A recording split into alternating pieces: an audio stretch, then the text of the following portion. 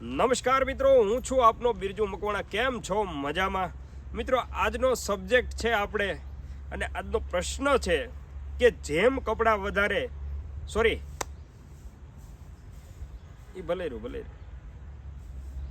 નમસ્કાર મિત્રો, હું છું આપનો બિરજુ મકવાણા. કેમ છો? મજામાં? ગુડ મોર્નિંગ, જય સ્વામિનારાયણ, જય શ્રી કૃષ્ણ, હર હર મહાદેવ. મિત્રો, આજનો આપણે સબ્જેક્ટ બનવા જઈ રહ્યો છે ટૂંકા કપડાને લઈને. મારો પ્રશ્ન એવો છે કે જેટલા પૈસા વધારે એટલા જ કપડાં ટૂંકા શા માટે? આની ઉપર આપણે ચર્ચા કરવાના છીએ. વિડીયો રસપ્રદ બનવાનો છે, ખૂબ મજા આવવાની છે.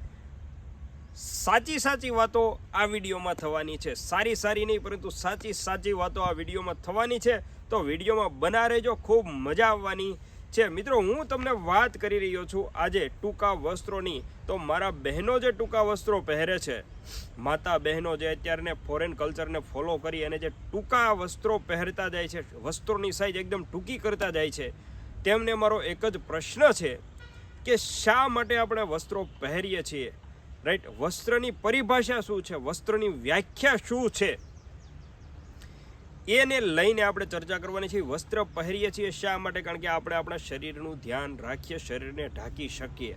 રાઈટ, તો તમે એવા કપડાં શા માટે પહેરો છો જેનાથી તમારું અંગ પ્રદર્શન થાય છે, લોકો તમારી સામે તાકીને જુએ છે?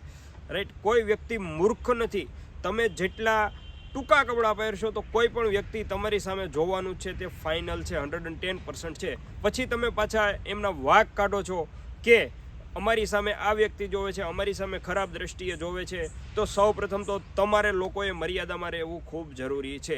મિત્રો, આપણે કોઈને ખોટું લાગે તો માફ કરજો, આપણે કોઈને પર્સનલી કહેતા નથી, પરંતુ હું જે અત્યારના સમાજમાં જોઈ રહ્યો છું, એકદમ ફોરેન કલ્ચરને ફોલો કરે છે.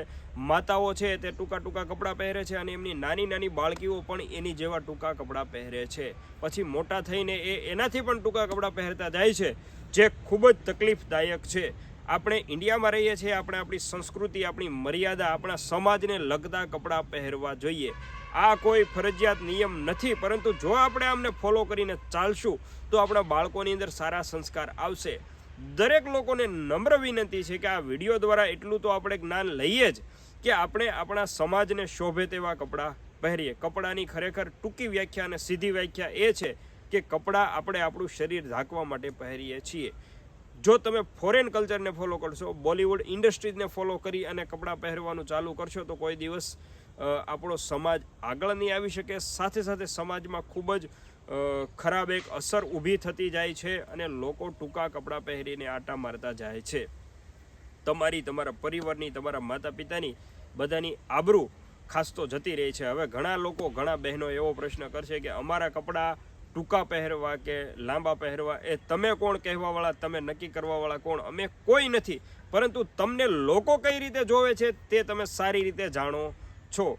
તો માટે આ વિડીયો આપણે કોઈને પર્ટિક્યુલર કહેવા માટે નથી બનાવ્યો, પરંતુ મારા મગજમાં ઘણા દિવસથી આ પ્રશ્ન હતો, તો હું તમારી સમક્ષ રજૂ કરું છું કે જેમ પૈસા વધતા જાય છે તેમ કપડાની સાઇઝ કેમ ઘટતી જાય છે. તો તમે તમારી મર્યાદામાં રહો, ખૂબ સારું રહેશે. આપણને શોભે તેવા કપડાં પહેરો. મંદિરમાં પણ ટૂંકા કપડાં પહેરી અને એન્ટ્રી કરવા દેવામાં આવતી નથી. તો દરેક લોકોને નમ્ર વિનંતી છે, મર્યાદામાં રહો, સારા કપડાં પહેરો. તમને જોઈને કોઈ સારા વ્યક્તિ તરીકે એક ઇમેજ ઊભી થાય તેવા કપડાં પહેરો. માતા પિતાની લાજ ન જાય તેવા કપડાં પહેરો, અને તમને તમારા શરીરને પ્રોપર ઢાંકી શકે તેવા કપડાં પહેરો. તેવી દરેક લોકોને નમ્ર વિનંતી છે. વિડીયો સારો લાગે તો દરેકને શેર કરી દેજો. ચેનલમાં નવા હોય તો જોડાઈ જજો. સ્વસ્થ રહો, ખુશ રહો, હંમેશા હસતા રહો. જય હિન્દ, જય ભારત.